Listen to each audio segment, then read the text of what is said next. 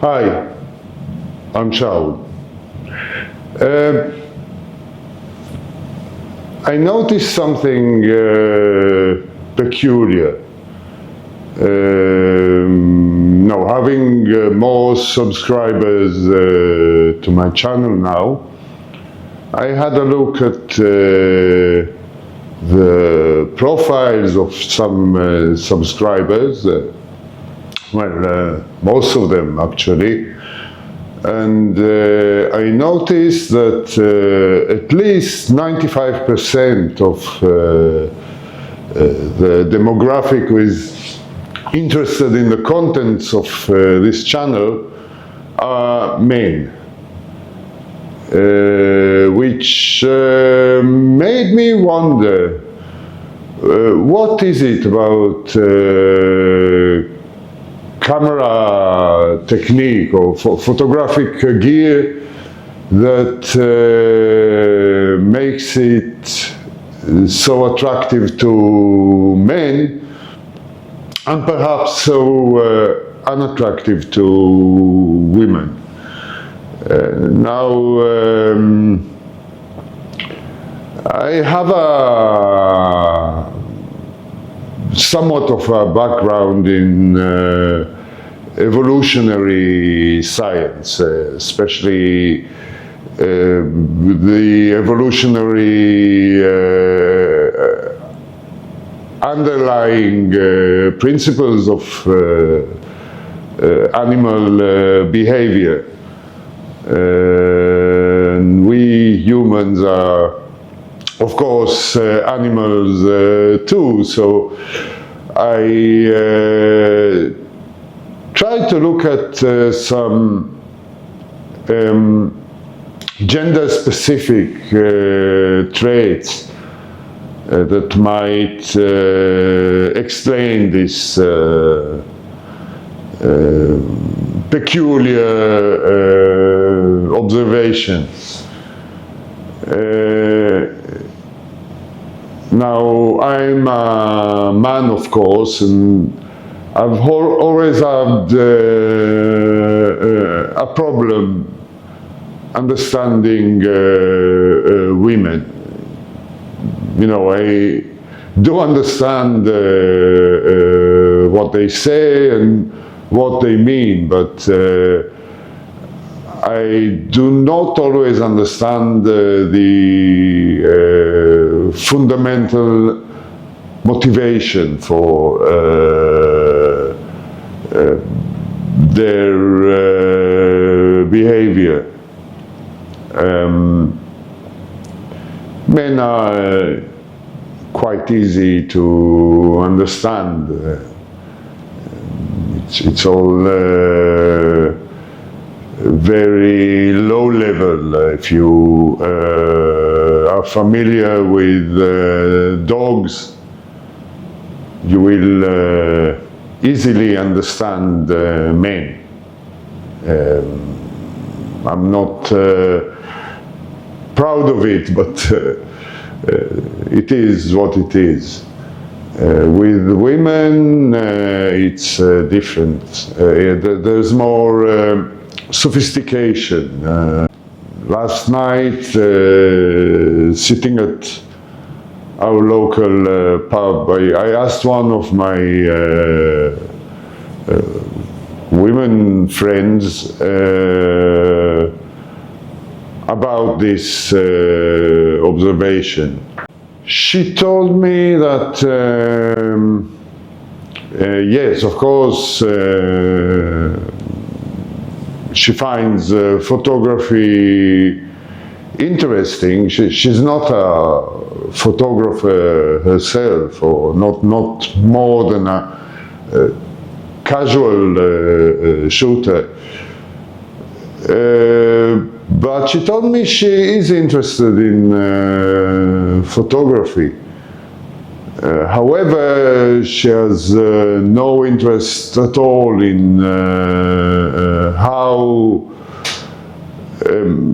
the image is made mechanically. She has no interest in the technical issues surrounding photography. She is, however, interested in the emotional meaning or content of photographs. She even asked me to make a video explaining how to capture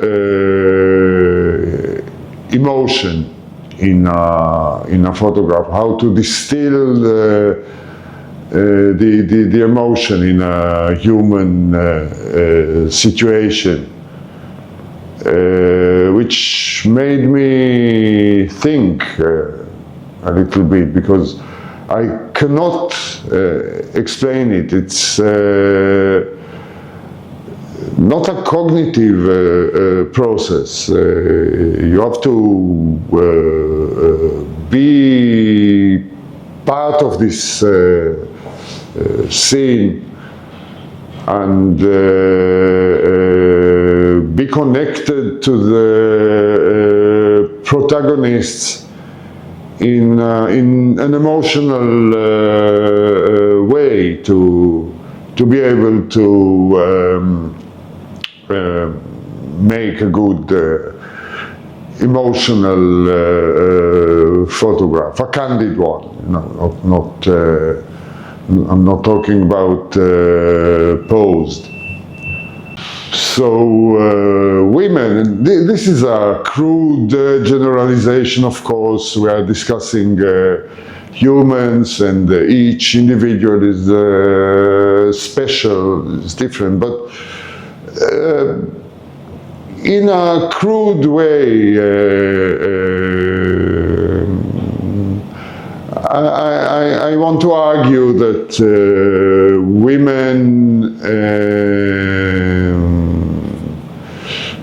perceive cameras as means to an end, nothing more than that. It's not different from a hairdryer. The tool you use to capture the significant, meaningful photograph does not really matter.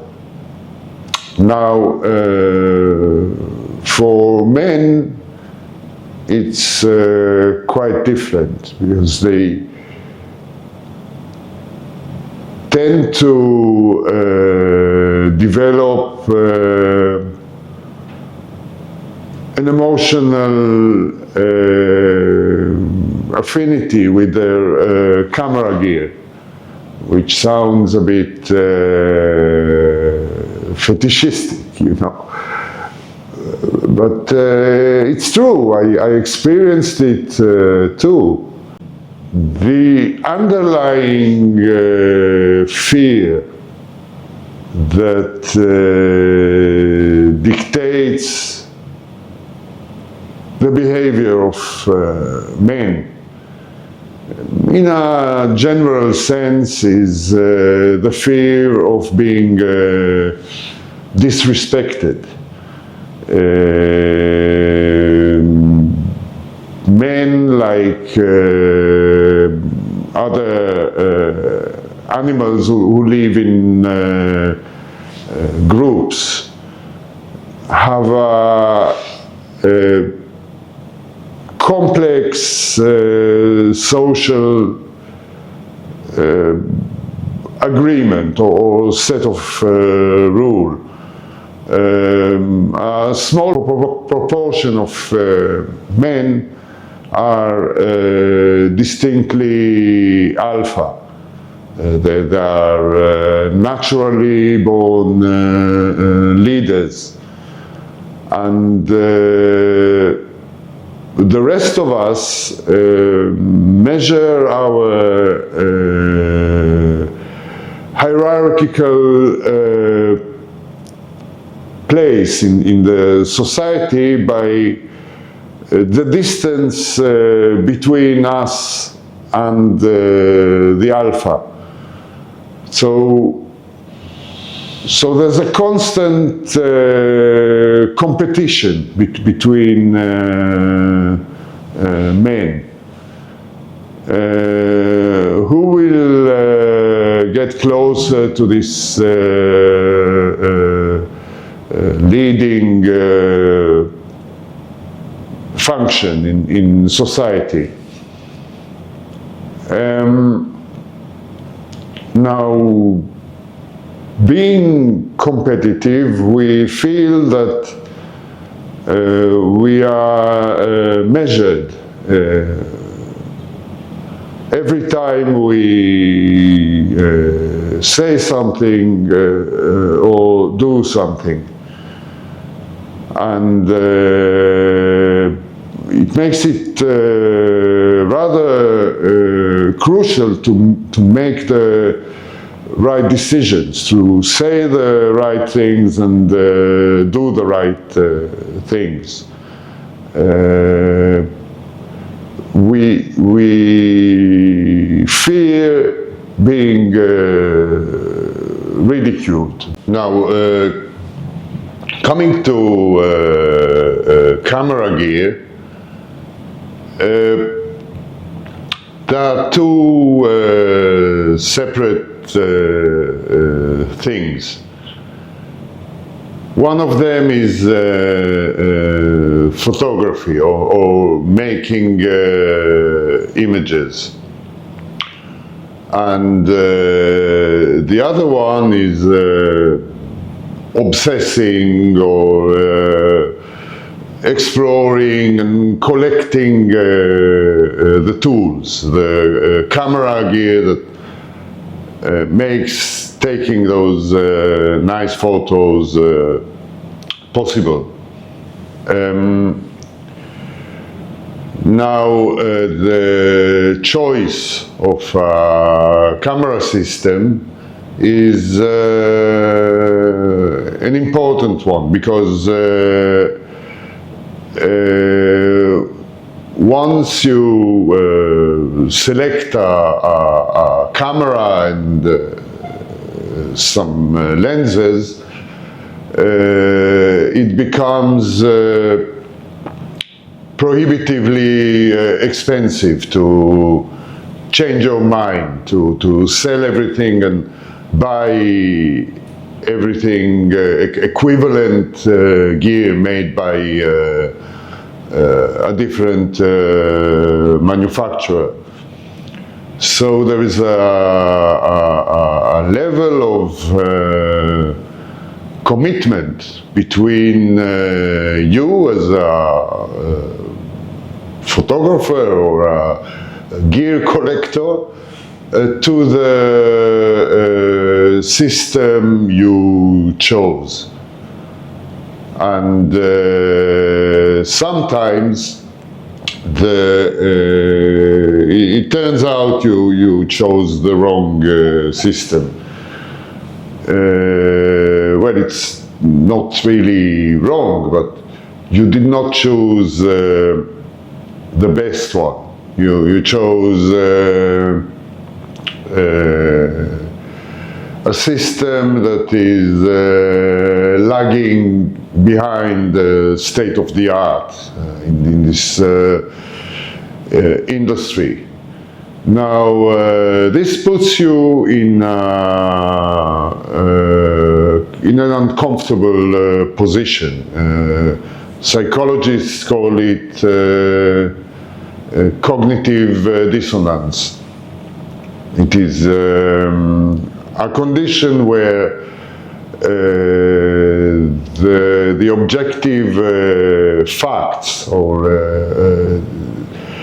your experience does not match your beliefs, and it's a highly stressful condition. You have to solve it somehow. So either you follow your belief, or you follow the actual facts, or your objective observations. And as I said, in this case, following the facts, changing your camera system might be too much of a venture. It's expensive. You have to spend a lot of time and effort, which you don't always have. So most of us do not change our camera systems. Now, the other way to solve the issue of cognitive dissonance is to follow your beliefs and try to ignore the facts or argue with them. So you look for justifications for your decision, and there is no better justification than seeing others do the same decisions that you have done. It's a vindication that you made the right decision and chose the right camera system. And looking at technical photography forums or videos, it always makes me laugh, because you never see a photographer using a certain piece of gear suggest buying something else. And the commitment of a gear enthusiast to the manufacturer they chose is emotional. It's strong, and they say women get emotional, but in this case, obviously, it's mainly men. And there is something else. There's a constant chase after the state-of-the-art gear. Again, it has nothing to do with photography. You could probably make images as good as they get with gear that was produced a decade ago, even with gear that was not considered the best available at the time. But in order to stay relevant in this competition, you do need to be on the cutting edge of technology, even if you are not even close to using all those new capabilities for your work. It goes to video too. I know video is a whole other matter, but the two main issues that determine the quality of a video are the stability of the footage and the quality of the audio. So let's face it, video has much more content than stills photography. If the content is good, you don't even notice the resolution of the footage or the fluidity of movement. It's silly, really, this chase after better and better video specifications. This silly competition after state of the art is never ending. Because you are emotionally committed to it. You have to keep faith, so you have to keep buying newer and better gear all the time. But it might come close to an end. When you do own one of those high-end, really professional cameras, you know that no one can ridicule you, because you are one of the top dogs in this competition. Of course, those cameras are insanely expensive, and they are unnecessary, because no one really needs such speed for anything human.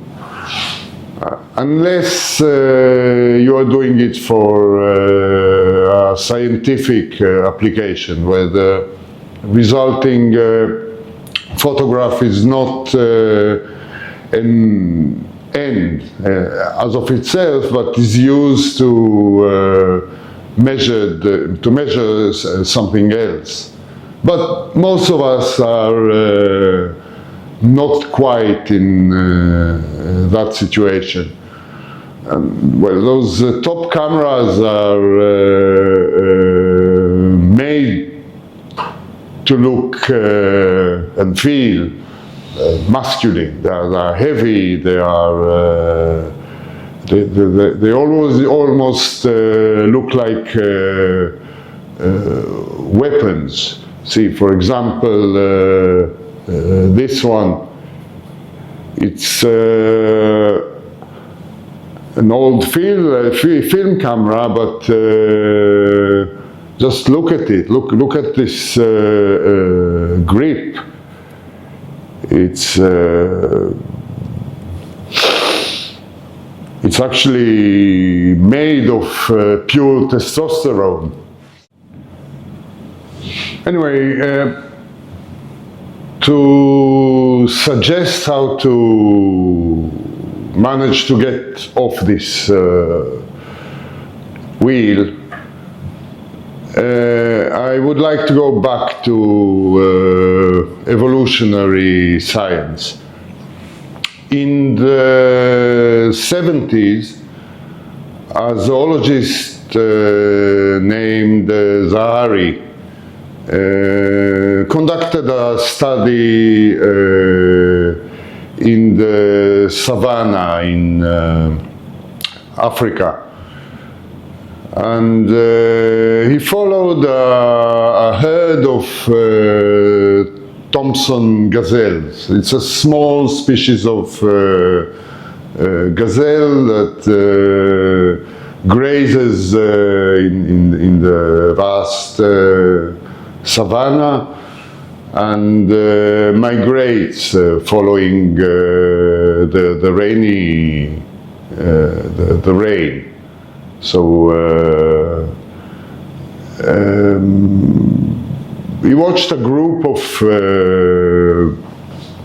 those gazelles grazing, and they have a social order. So the adult males are arranged around the whole herd in the grazing area, and those males are on the lookout for predators. You notice that when one of those males notices a predator in the bushes nearby, he starts leaping, jumping, high jumps in the air. And that behavior made him wonder, because you would expect that the reaction will be maybe warning the rest of the herd or running away. Making yourself visible is the last thing you want to do in such a life-endangering situation.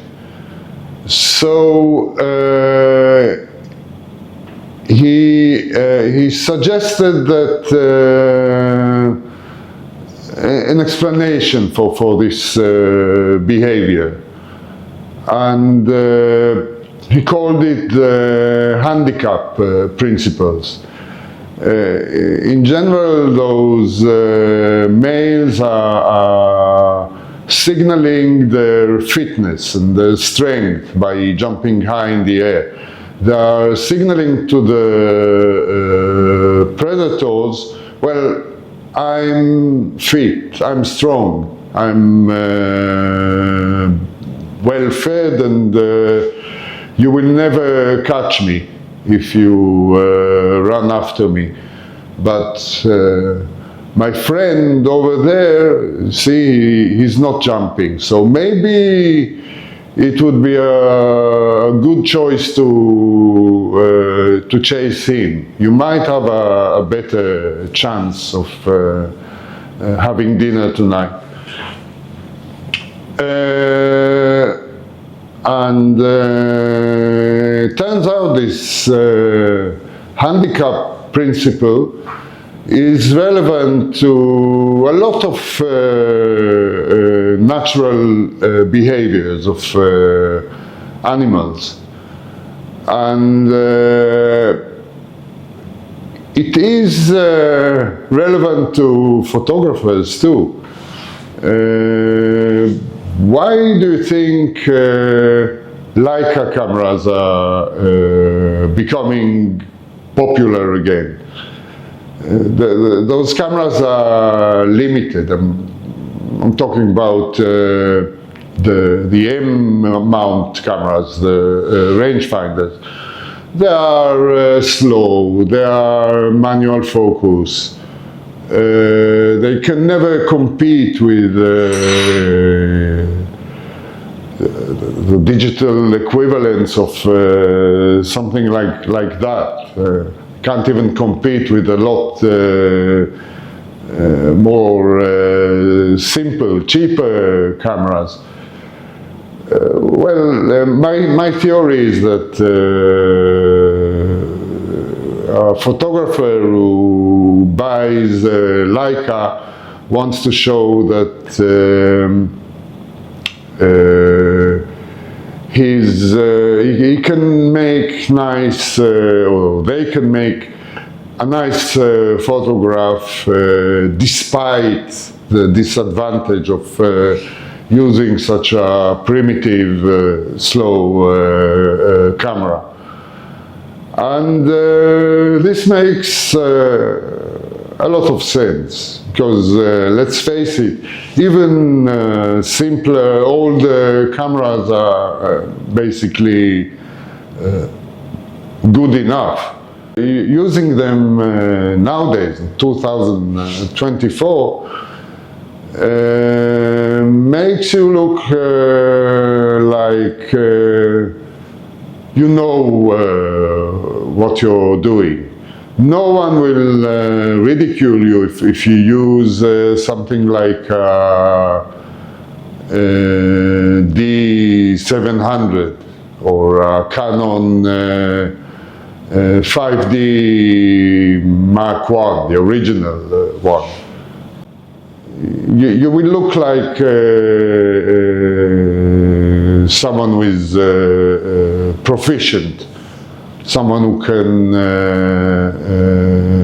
appreciate the classics.